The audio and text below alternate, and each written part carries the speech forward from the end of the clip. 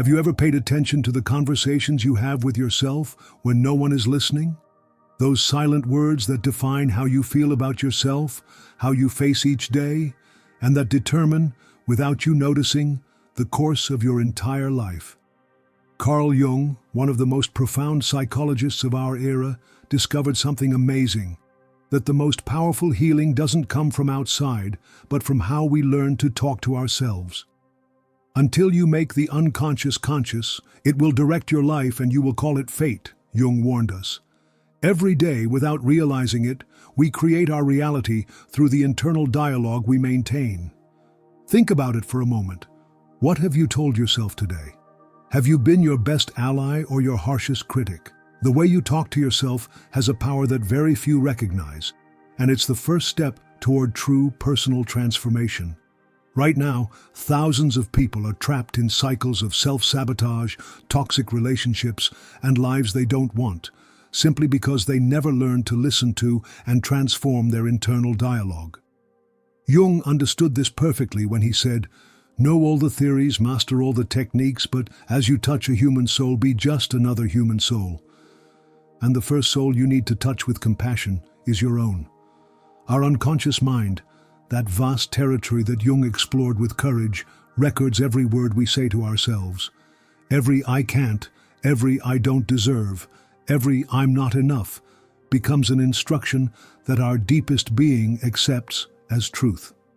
It's no coincidence that you feel stuck. It's the direct result of the words you've programmed your mind with for years. But here comes the hopeful part. Just as negative words can limit you, conscious and compassionate words have the power to free you. Jung firmly believed in the process of individuation, that path toward becoming who we truly are. And that path begins with the language we use to describe and understand ourselves. Imagine for a moment that you could record all your thoughts for a day. Would you be surprised to discover how many times you've judged yourself? How many times you've compared yourself to others? How many times you've doubted your ability to achieve what you desire? This self-observation, this awakening to our internal dialogue, is the fundamental first step for the transformation that Jung described as becoming oneself. The modern world constantly bombards us with messages that take us away from our true nature. It tells us we're not enough, that we need more beauty, more money, more recognition. And without realizing it, we integrate these external demands into our internal dialogue, making others' expectations our own.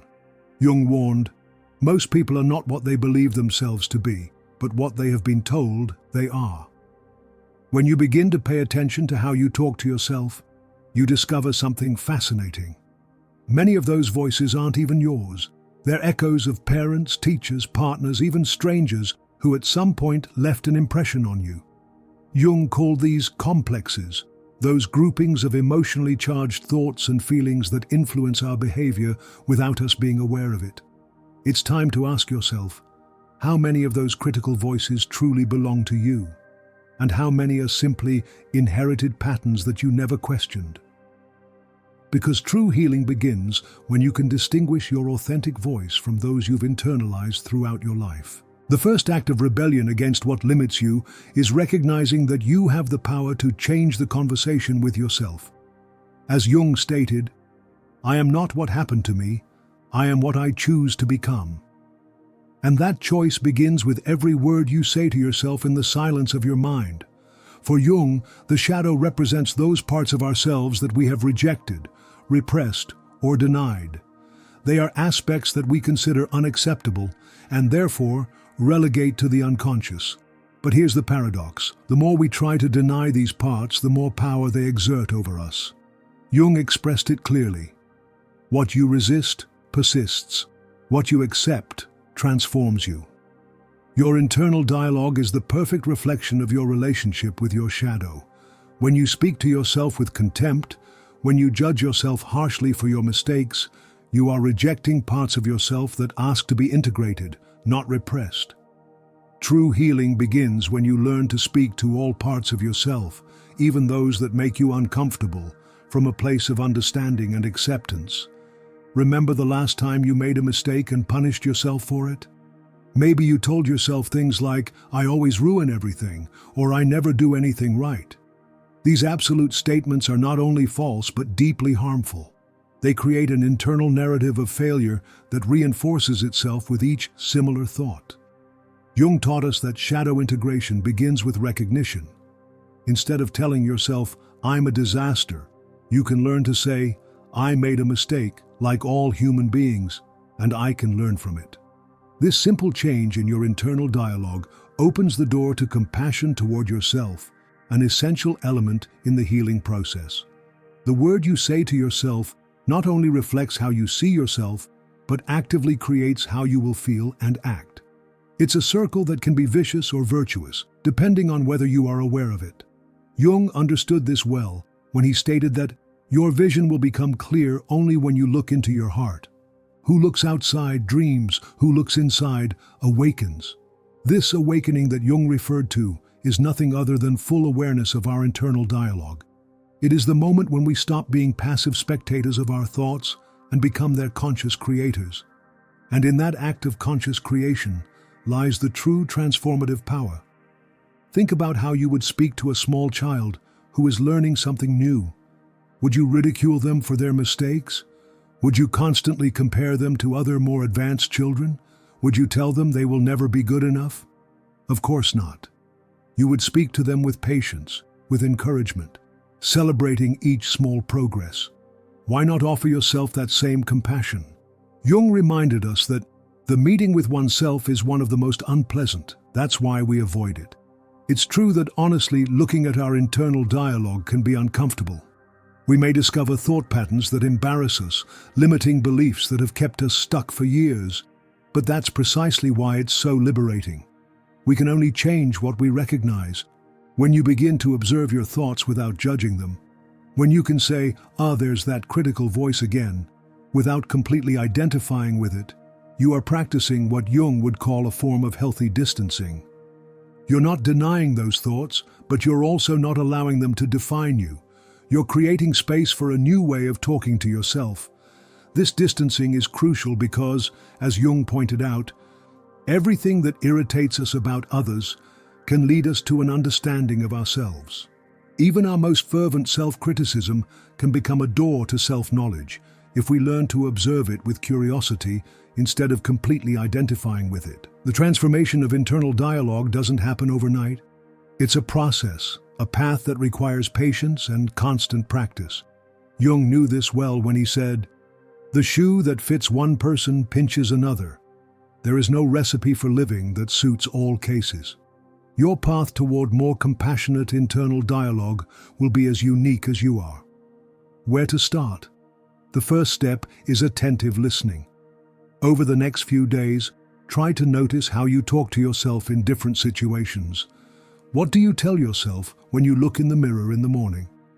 What words do you use to describe your work capabilities? How do you talk to yourself when you make a mistake? Don't try to change anything yet. Simply observe with curiosity. This act of observation by itself is already revolutionary. As Jung noted, one does not become enlightened by imagining figures of light, but by making the darkness conscious. By bringing your negative internal dialogue to consciousness, you are already diminishing its power over you. The second step is to question those critical voices. When you catch yourself saying something like, "I'll never achieve this," stop and ask yourself, is this really true? Do I have absolute evidence that I will never achieve it? Does believing this help me in any way? Jung encouraged us to question our most deeply held beliefs, saying that thinking is difficult, that's why most people judge. By questioning your automatic thoughts, you are exercising a mental muscle that you may have never used before, that of conscious discrimination between what is truth and what are simply habitual thought patterns. And in that space between thought and truth, you find the freedom to choose new words. The third step is conscious reformulation. Once you have identified a limiting thought, you can deliberately choose to replace it with a more compassionate and realistic one. It's not about deceiving yourself with empty affirmations, but about speaking to yourself with the same kindness and precision you would offer to someone you love.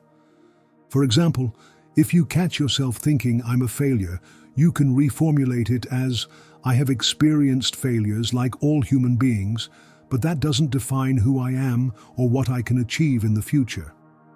This reformulation doesn't deny the reality of your experiences, but places them in a broader and more compassionate perspective. Jung deeply understood the power of this type of internal work. "Your vision will clear only when you can look into your own heart," he reminded us. The mental clarity we seek doesn't come from ignoring our difficult parts, but from learning to speak to them with compassion. As you practice this new way of talking to yourself, something extraordinary happens.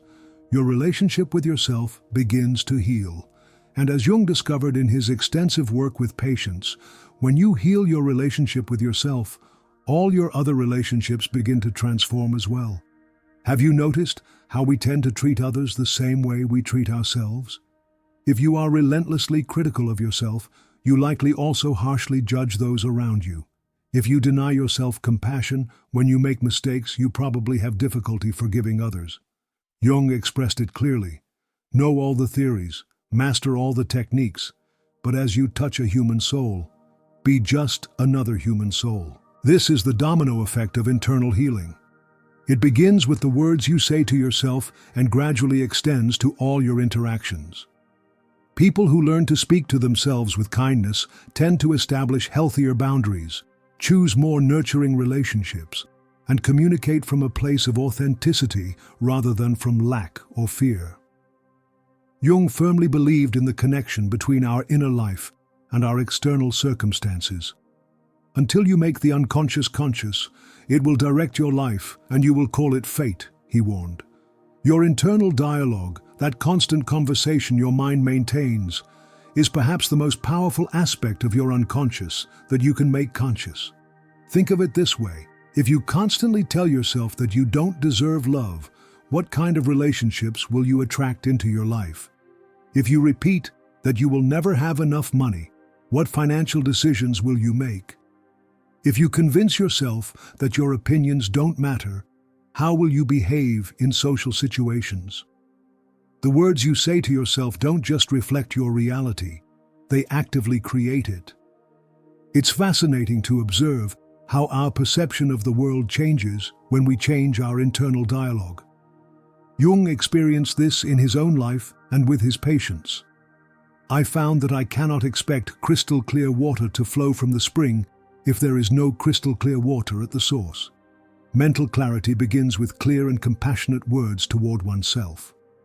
Another crucial dimension of Jung's work was his understanding of archetypes, those primordial images that inhabit our collective unconscious.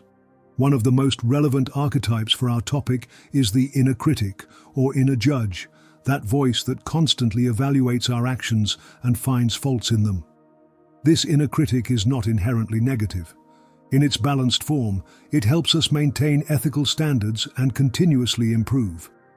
The problem arises when it becomes dominant and merciless, when its expectations become impossible to meet. Then, instead of guiding us, it paralyzes us with its constant disapproval.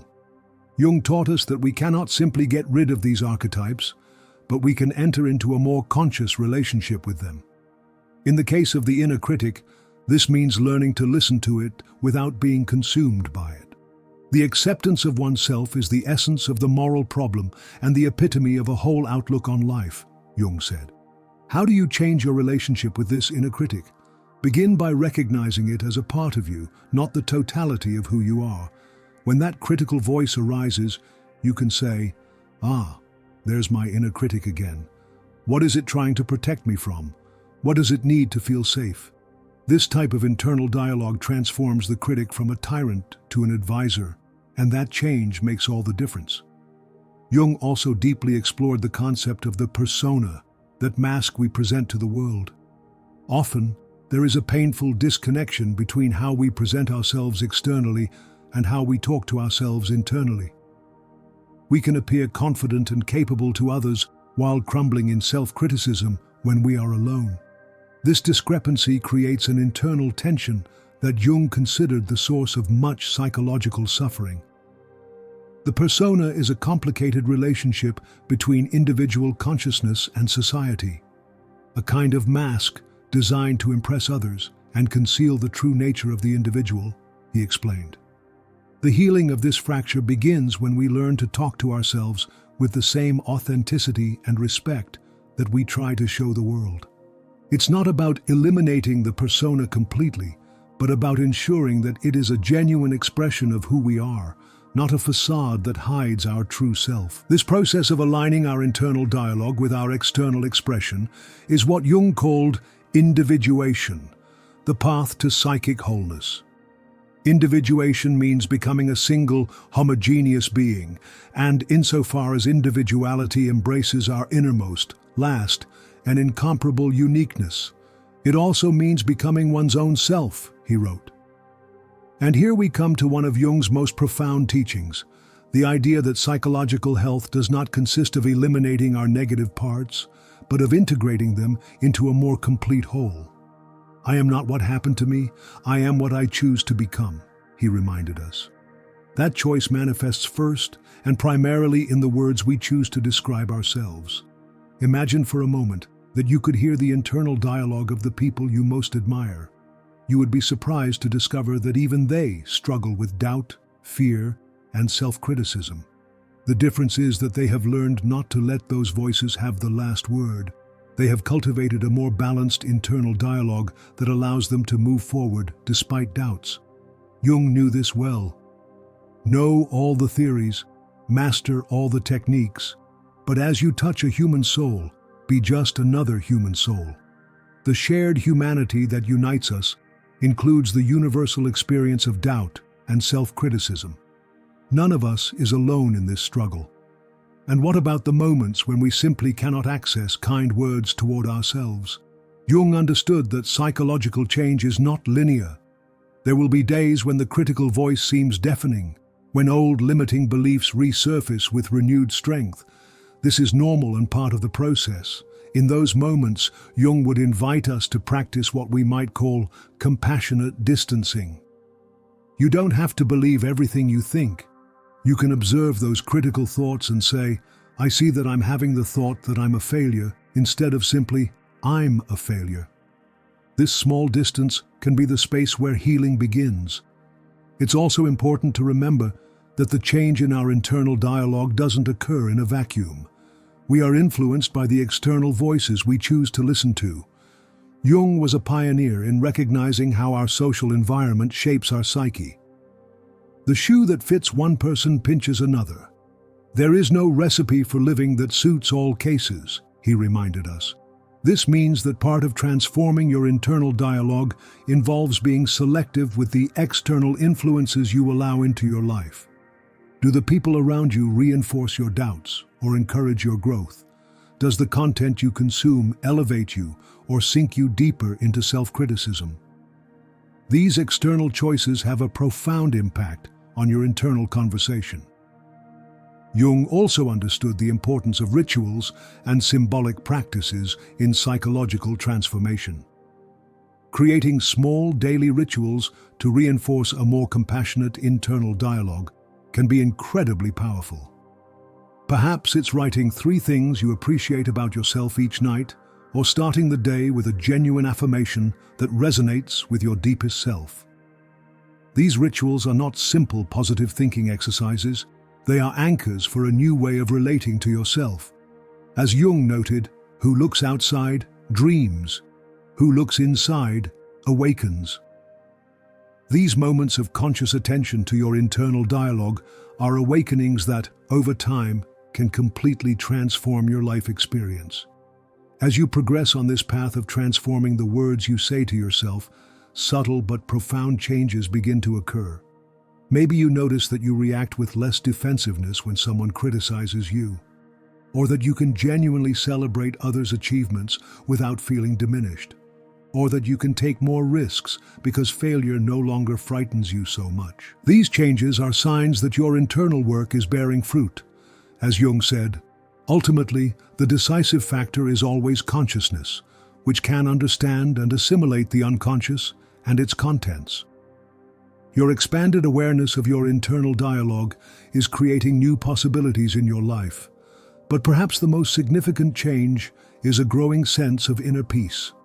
When we stop being at war with ourselves, when we learn to speak to ourselves with kindness, even in our most difficult moments, we experience what Jung would call a reconciliation of opposites.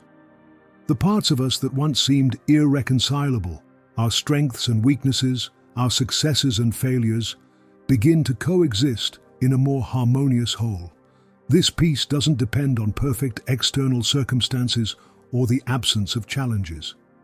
As Jung noted, even a happy life cannot be without a measure of darkness, and the word happiness would lose its meaning if it were not balanced by sadness. True peace comes from knowing that you can speak to yourself with compassion through all of life's experiences, both the light and the dark ones. And now, what's next for you on this journey? Jung believed that psychological growth is an ongoing process, an upward spiral rather than a final destination. The meaning of my existence is that life has addressed a question to me. Or conversely, I myself am a question addressed to the world, and I must communicate my answer, for otherwise I am dependent upon the world's answer, he wrote. Your internal dialogue is part of your unique answer to the world. It's how you process your experiences, make sense of your life, and choose who you want to be. Each word you say to yourself is a seed that will eventually bloom into the person you will become. Imagine for a moment what it would be like to live from a place of friendship with yourself instead of constant criticism. How would it change your relationships, your decisions, your dreams? Jung would invite us not only to imagine this possibility, but to actively create it through the words we choose for our internal dialogue. Change begins today with the next word you say to yourself.